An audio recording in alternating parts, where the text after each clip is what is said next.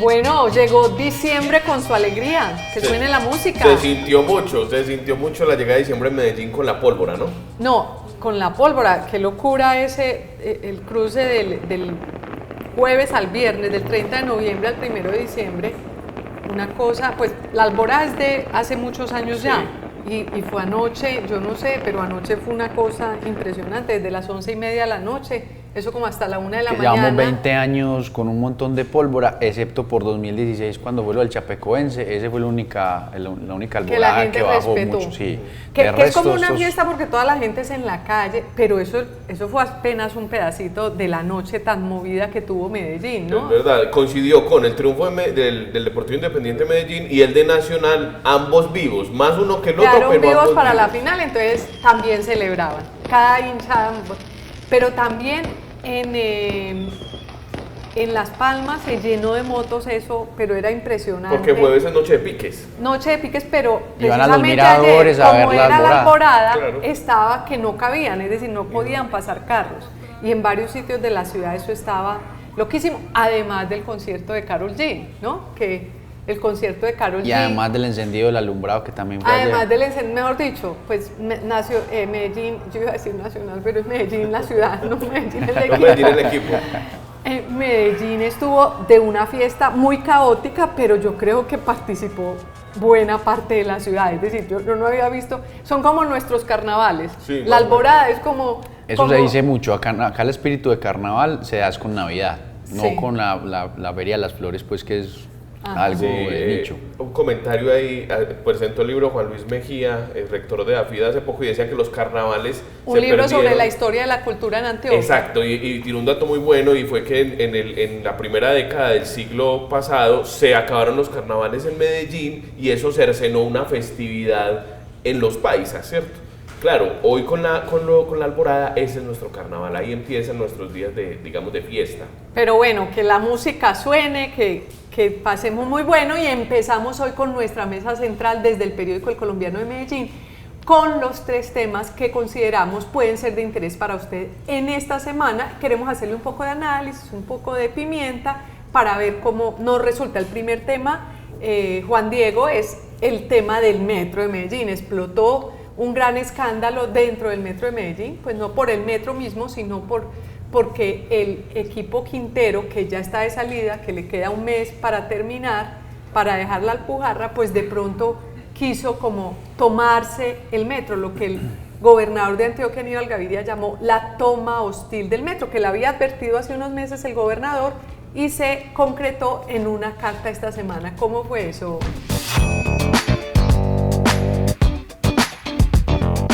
Sí, digamos que se viene como ambientando cambios estructurales en el metro desde septiembre, cuando, recordemos, el presidente Gustavo Petro cambió los 5 miembros que tiene el gobierno nacional en la Junta. La Junta del Metro tiene 9 puestos, 5 son del gobierno nacional, 2 de la alcaldía y 2 de la gobernación. Al cambiar la configuración de pesos dentro de la Junta Directiva, le daba una preponderancia para este último tramo de gobierno a las decisiones que quisiera impulsar la administración de Daniel Quintero.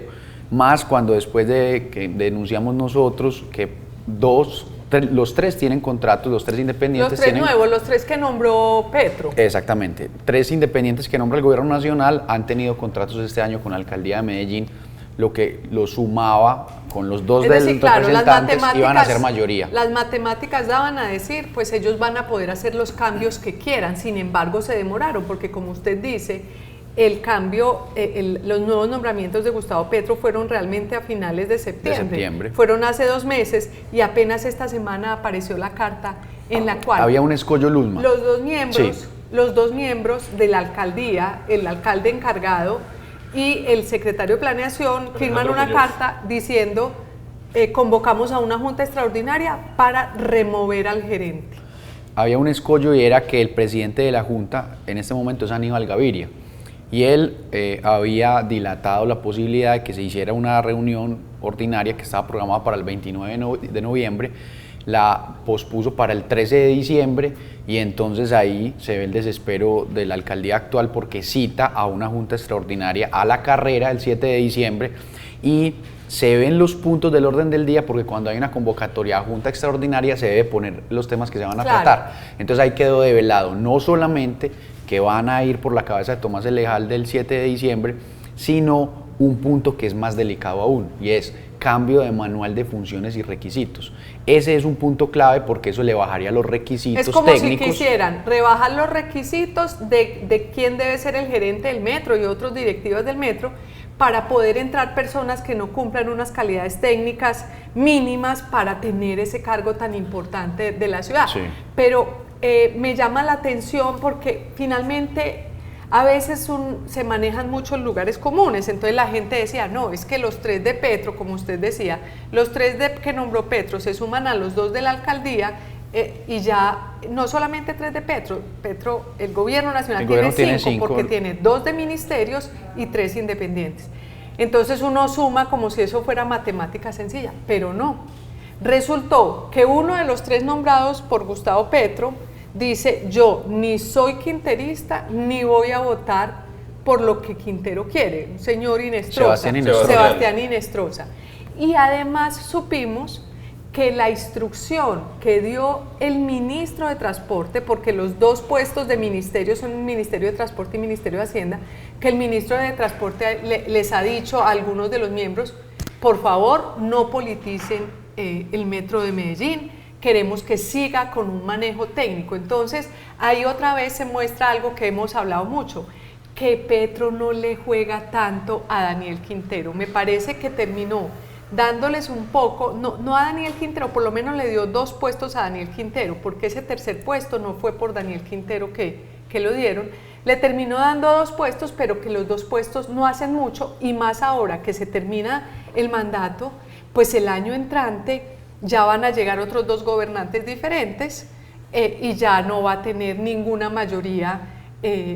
Los otros 2 miembros de los que habla Luzma son Juan Carlos Tafur, que ha tenido contratos... Los independientes que Petro le nombró a Quintero. Correcto, los representantes del gobierno nacional que son independientes, Juan Carlos Tafur, que ha tenido contratos con Ruta N, y también Mariluz Escobar, que también ha estado en juntas directivas de entidades del conglomerado público. Hay que decir que no es la primera vez que el gobierno Quintero quiere sacar a Tomás Elejalde. Cuando estaba todavía el presidente Duque, incluso le hicimos esa pregunta, cuando el presidente fue a la sede del Colombiano a una entrevista, de qué iba a pasar con la Junta del Metro. Eso fue finalizando el gobierno nacional, y él se negó rotundamente a que se diera un timonazo en el metro. Y me sorprende además, Juan Diego, la reacción de la ciudad. Es decir, hace días no veíamos que la ciudad reaccionara, o los sectores, agremiaciones reaccionaran de esa manera. Inmediatamente escribieron cartas los rectores de las universidades, se manifestó toda la bancada en el Congreso pidiéndole a Gustavo Petro los gremios, sí. Los que han sido gerentes del metro también le escribieron a Gustavo Petro diciéndole no vaya a cambiar las cosas como están. Más, yo creo que de pronto sí necesitarán cambiar en un futuro, pero la idea era no darle este regalo de despedida a un equipo como el de Daniel Quintero, que no ha mostrado calidad técnica para el manejo de instituciones. Si hay una empresa que es referente, aparte de PM, pues con todas sus complejidades, que tiene y que mueve la fibra acá, es el metro. Si tocan el metro, la gente se levanta, y eso ha pasado después de que publicamos la noticia de la citación a la Junta. Además, Juan, que claro, como Daniel Quintero ha estado un poco tras bambalinas, no ha dicho mucho, apareció esta vez queriéndose tomar el metro y como pataleta de ahogado, ¿no? Y todo el mundo saltó. Pero a mí me llaman la atención 2 cosas. Que quieren cambiar los requisitos. Nosotros sacamos una denuncia, ¿te acuerdas la entrevista al primer gerente que tuvo Ruta N? Vázquez, donde él le decían, haga que funcione, haga que una hoja de vida haga que cumpla. Sí. Y habíamos sacado hace 2 años más o menos cómo desde la alcaldía, esto era María Camila Villamizar, Esteban Restrepo y Daniel Quintero, le decían al primer gerente que tuvo EPM, también le mandaban hojas de vida, él les decía, yo no puedo hacer, esto era Álvaro Guillermo Rendón, yo no puedo hacer que cumplan, y él que le decían, haga que cumpla, tiene que cumplir. Porque era lo mismo que iban a hacer acá en el metro. Sí, que no importaba bajar requisitos. Ahora, ahí hay un tema interesante. ¿Por qué querían tener ese poder un mes antes, sabiendo que cuando se vayan ya en enero, los nuevos que llegaban les pueden cambiar? Ellos pueden lograr esto de la Junta, es del 7 de diciembre, es decir, es ahora el jueves. En teoría porque hay unos argumentos jurídicos que de pronto se las harían aplazar. Pero supongamos que se dé la Junta el 7 de diciembre, cambian requisitos, ¿cuáles son los candidatos? Uno de los candidatos es Sergio López, que era el gerente de la campaña de Esteban Restrepo, que además tiene como algunos director problemas. De planeación. Tiene unas investigaciones en Procuraduría. Exacto. Fue gerente del Metro del 80. También. Supuestamente es el que quisieran poner, porque hoy por hoy las normas dicen que para ser gerente del Metro se necesita al menos haber trabajado 10 años como directivo en operación o en mantenimiento del sistema de transporte. Conocer. Entonces, en realidad eso no lo tiene pues muchas personas que podrían. Entonces uno me pregunta, ¿para qué quieren estar un mes? Uno puede pensar, pues de pronto para nombrar gente, porque es lo que han venido haciendo en todo el resto de las instituciones. Atornillar. Están entre atornillando y nombrando gente para darles contratos de última hora, regalos navideños, etcétera. Puede ser eso, o uno puede pensar mal también y pensar que como en el Metro de Medellín reposa el tema del contrato del Metro de la 80, que ha tenido muchas polémicas porque se le entregó a un único oferente, en un consorcio en el que estaba una empresa como la portuguesa que tenía muchos problemas con los colegios, con la porque no colegios. Fue capaz de terminar unos colegios. Le entregamos construir el Metro de la 80 a una empresa que no había sido capaz de construir unos colegios. En Brasil. En Colombia. En Colombia los colegios de calidad, se los tuvieron que recoger. Por el ministerio. Del Fondo de Infraestructura Educativa. Entonces, no lo pudo hacer, se lo entregamos, entonces quién sabe si también quieren tener el poder para poder enderezar cosas ahí que tengan problemas. Pero sí luce como una medida desesperada la citación a la reunión. Sí. Cuando se dé la reunión van a quedar 24 días de gobierno. Y por nada último, más. de todas maneras, habrá que ver qué pasa en el próximo gobierno con Tomás Elejalde, porque de pronto yo creo que pueden cambiarlo, pero ya serían otras las circunstancias, porque sería cambiarlo por un técnico, entre otras cosas porque Tomás Elejalde ya lleva muchos años en el Metro de Medellín. Como gerente está desde 2016, después del relevo que hubo con Claudia Restrepo, pero en el Metro está incluso antes de la operación comercial, porque él empezó las prácticas después de que vino a estudiar en Alemania y ha trabajado toda la vida en el Metro. Pero vamos a ver, lo que es de destacar aquí es la posición del gobierno nacional, que se la juega por que haya un manejo técnico del Metro. Me parece que eso es una gran noticia y pues hay que enaltecerla. Porque y de la ciudadanía también. Y de la ciudadanía, claro. Y de la ciudadanía. Bueno, seguimos con nuestro segundo tema.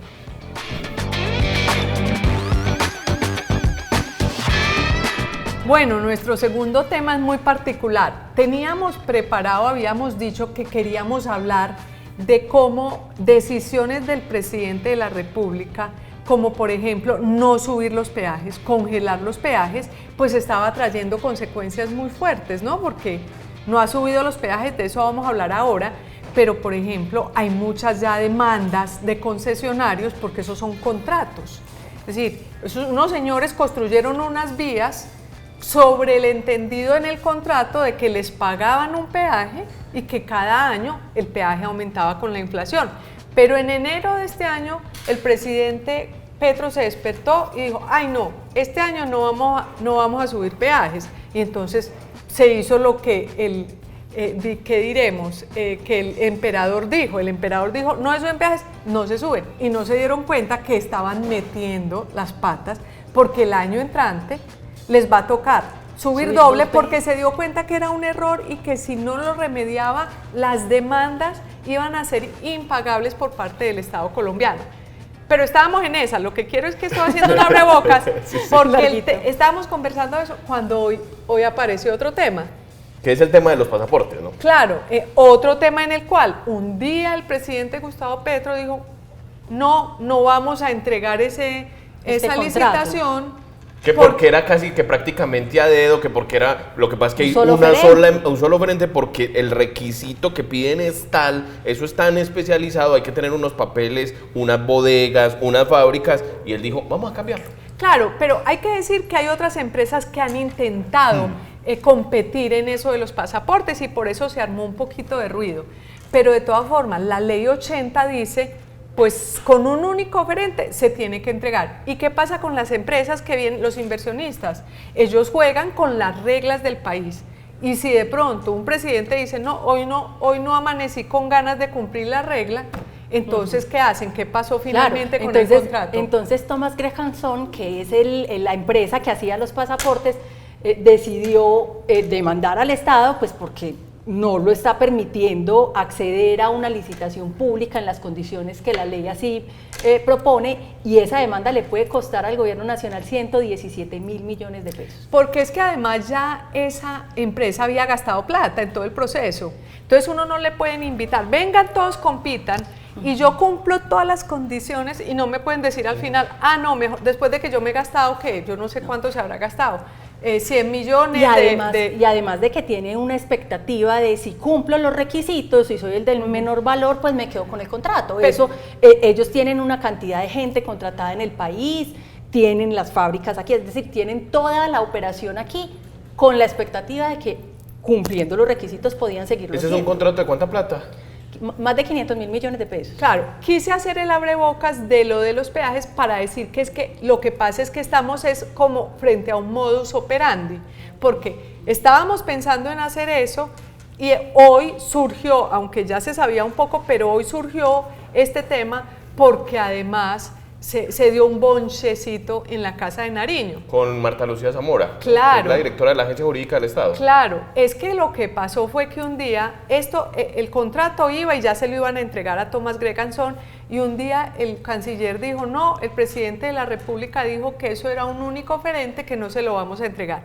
Entonces, ahora lo demandaron, lo llaman de Thomas Greganson y dicen, venga, tenemos que conciliar porque usted tiene una demanda, y entonces él va y persigue a la directora de la Agencia Jurídica del Estado, de la Defensa Jurídica del Estado, y le dice, oiga, pero usted cómo no cuida al presidente. No cuida al presidente. Y ella dice, no, pero es que las leyes hay que seguirlas. Es que es la confusión que tienen los funcionarios del Estado, tienen esa confusión mental. En este momento, estos funcionarios, sí. ¿Qué es? Que creen que el presidente es el Estado, y el presidente no es el Estado. El presidente toma decisiones en el Estado. Pero, claro, Zamora lo que está diciendo es, no podemos dejar que le caiga una multa al país de 117.000 millones de pesos, sabiendo que el otro año vamos a estar apretados de plata, quieren invertir un mundo pero de ella dinero.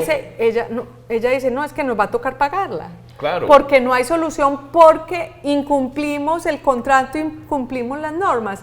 Entonces lo que está pasando es que de verdad pareciera que no entendieran el sentido del Estado, el sentido de las leyes, el sentido de la Constitución. Pareciera que hubiera todavía algún rezago de esa rebeldía, de esa insurgencia, como creer que es que las leyes y las normas están ahí de adorno, porque como yo soy el presidente y yo soy el que gobierno, yo puedo decir, no hacemos esto, no hacemos esto. Entonces nos ha costado los peajes, ¿qué va a pasar con ellos? El congelamiento del precio de los peajes nos ha costado hasta ahora 850.000 millones de pesos. Esa plática se perdió. Imagínense eso, más los 117.000 millones, ya vamos en un billón de pesos perdidos por hacerle caso al emperador. Y seguimos más.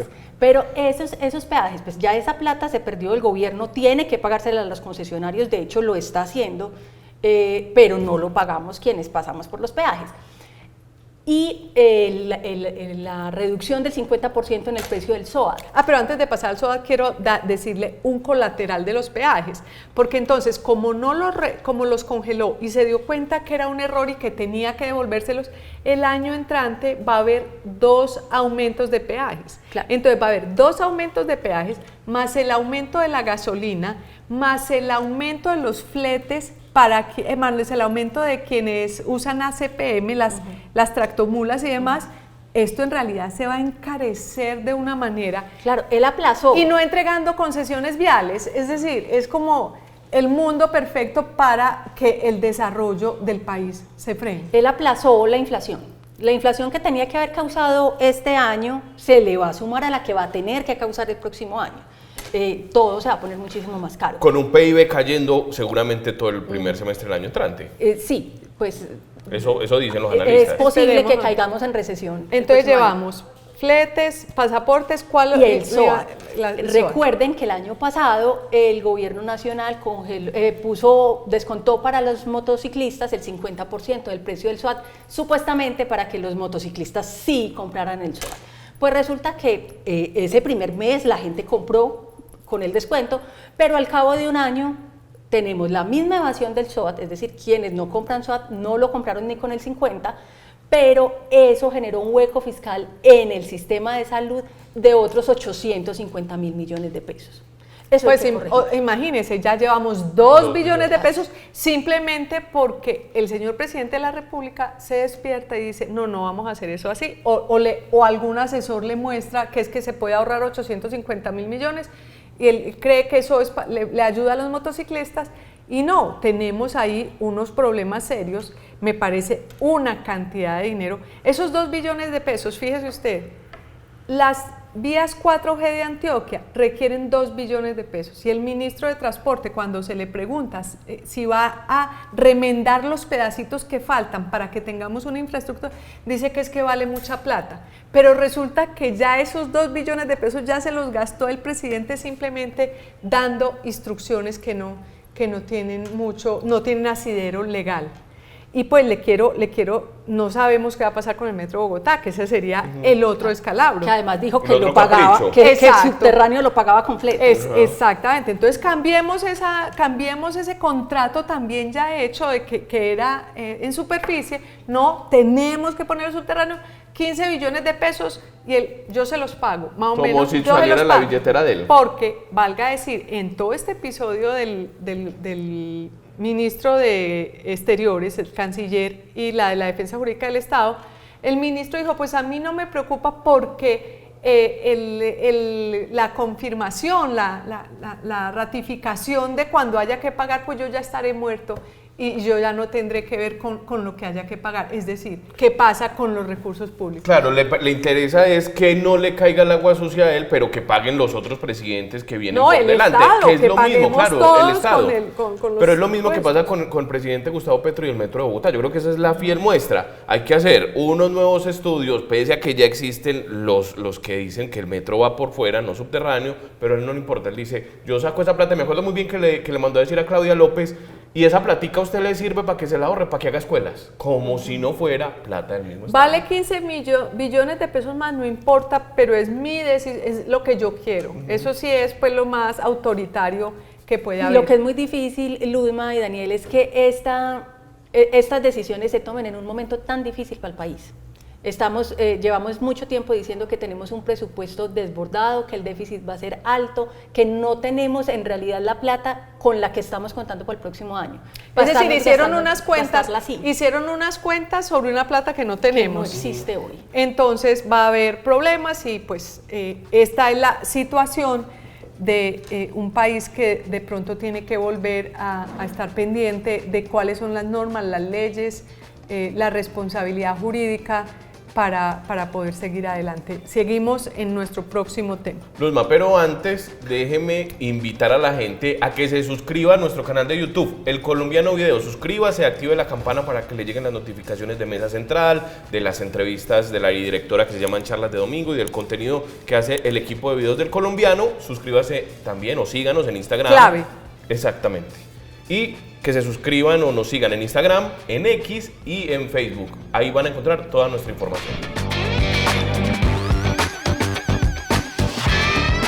Bueno, y nuestro último tema es el tema de la reforma a la salud. Creo que llevamos, Isolda, un año completo hablando de la reforma de la salud y no ha podido pasar la Cámara de Representantes. No ha podido pasar, llevamos prácticamente un año desde que se anunció la reforma, mejor dicho, desde que Petro llegó al poder, estamos hablando de reforma a la salud. Pero ya está a un pelo de pasar en la Cámara, es decir, de 4 debates que tiene que pasar, porque ley no es reforma constitucional, sino que ley necesita solo 4 debates.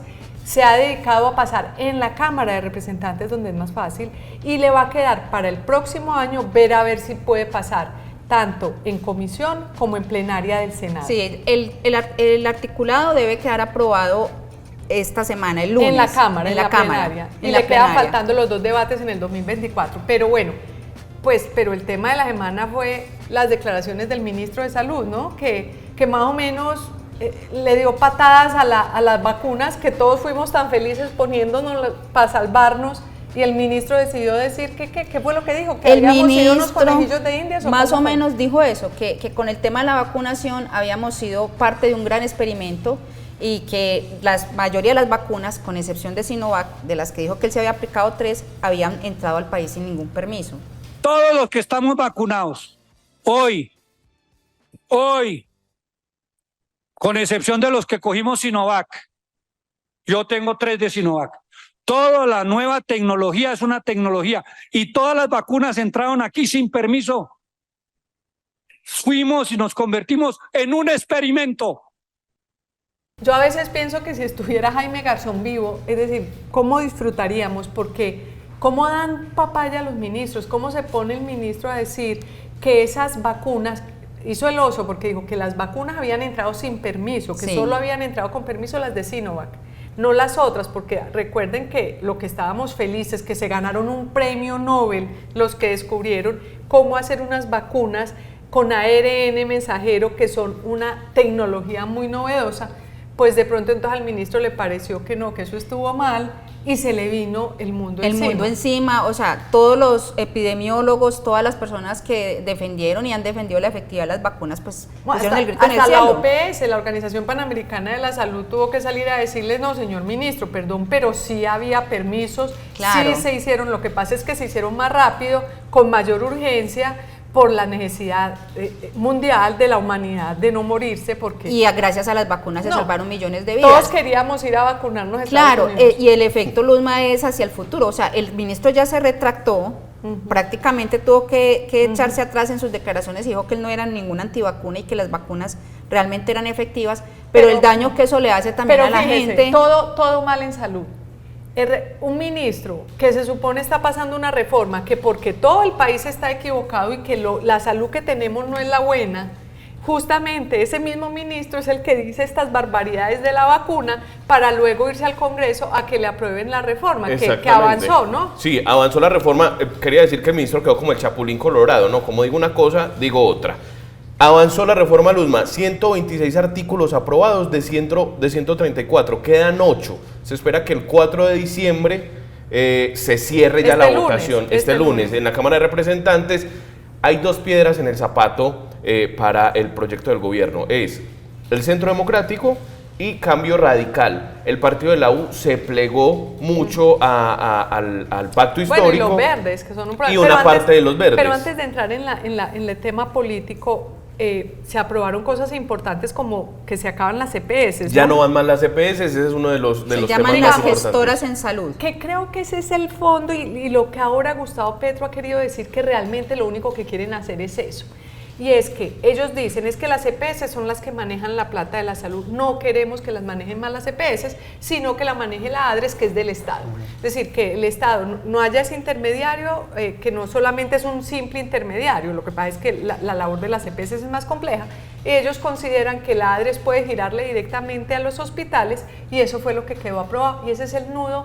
Para resumir la reforma de la salud, ese es un poco el nudo de la reforma de la salud. Y se aprobó en Cámara. Se aprobó en Cámara y lo que han dicho varios congresistas es que entonces no está claro cómo va a terminar funcionando, porque la ADRES no tiene el músculo para mover la salud del país. Se ha dicho mucho que vamos con la medicina preventiva, que era lo que hablaba Carolina Corcho, pero lo que se cree es que va a venir una demandatón apenas digamos, haya cambios en la salud. Pues porque, entre otras cosas, dicen que el trámite de la reforma tiene vicios, entonces también de constitucionalidad, entonces podría caerse, pero eso va a ser un proceso demasiado largo. Es que la reforma es una locura desde todo punto de vista, incluso desde la adaptación. Fíjese ustedes que nosotros hicimos una reforma a la justicia, yo no me acuerdo, al final del siglo pasado prácticamente, y todavía hoy creo que hay procesos de la época anterior, del anterior sistema de justicia, por la ley 600. Hay casos, hay casos que siguen siendo juzgados por la ley 600. Entonces yo no me imagino cómo vamos a hacer ese tránsito hacia un sistema, se va a mantener el otro sistema, eso va a ser un caos, de todo punto de vista es complicado, pero la cosa política estuvo también como movida. Claro, entonces el ministro no solamente el tema de las vacunas, que fue el último episodio, sino que él mismo torpedeó de alguna manera esos consensos y esos acuerdos que se estaban tratando a los que se estaba tratando de llegar con la Alianza Verde.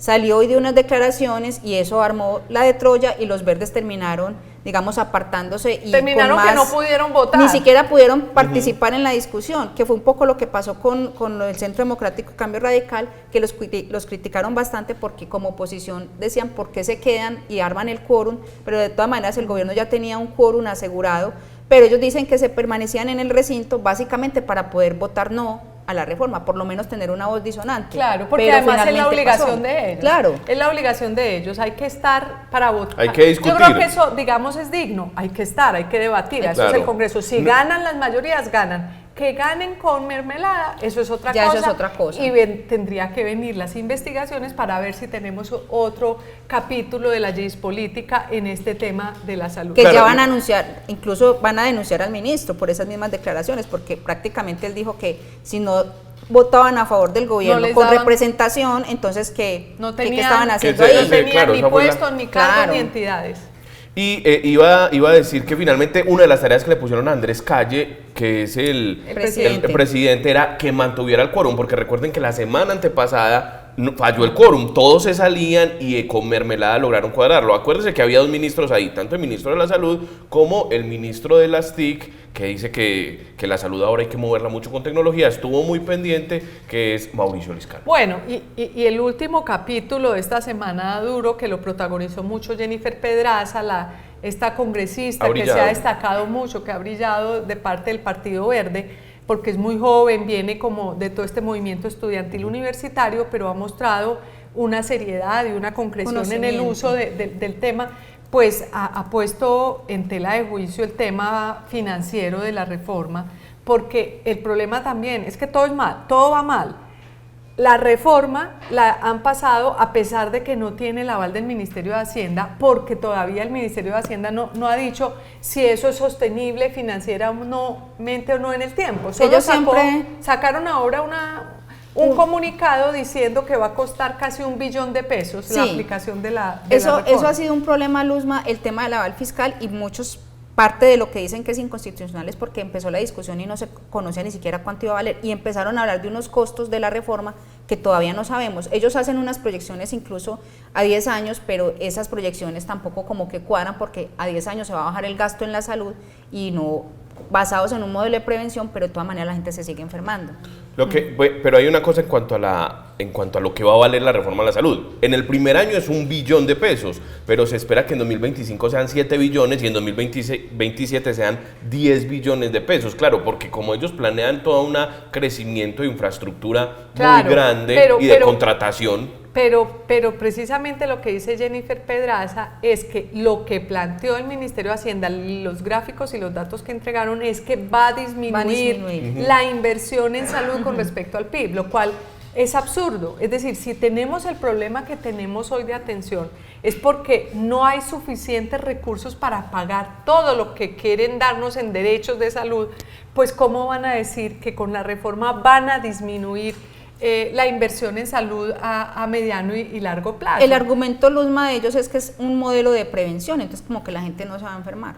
Sí, pues eso no es eso no pasa en ningún país, en ningún sistema de salud pública. Bueno, y a todas estas, pues decir que Medellín, Colombia, una ciudad que se caracterizaba por tener una buena salud, pues estamos en problemas, las urgencias están llenas, la gente llega y le dicen 36 horas de espera, y todo porque un mal manejo de la administración local, del tema estatal de la salud, tiene en crisis al Hospital General y a los que prestan el servicio, los médicos que prestan el servicio de parte de la entidad pública.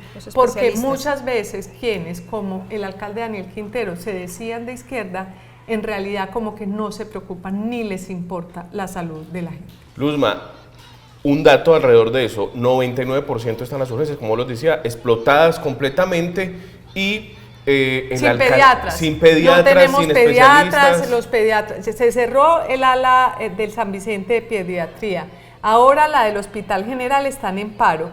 los niños no sabe cómo pues cómo nacen, obviamente pues hay empresas, hay pero privadas. son los servicios Claro. de ginecología los que han tenido Pero más dificultades. Ginecología también. y obstetricia. El Estado ha demostrado nuestra historia que el Estado no es bueno para administrar la salud, no es eficiente. Pues es que el M19, una de las banderas cuando estaban negociando era acabar con el Seguro Social, justamente, porque el Seguro Social no funcionaba. En los 90s. Pues se le olvidó a Todo Gustavo Petro se le que estaba en olvidó. el M19. Bueno, este tema de la salud en Colombia lo pueden leer en El Colombiano. Síganos en YouTube, suscríbanse El Colombiano Videos, síganos también en Instagram, en Facebook, en X y por supuesto en elcolombiano.com. Muy importante que se suscriban. Muchas gracias por acompañarnos hasta este momento. Les hablamos desde el periódico El Colombiano. Que tengan un excelente día y sobre todo una Navidad muy alegre, muy llena de familia, muy llena de amor y tranquilidad.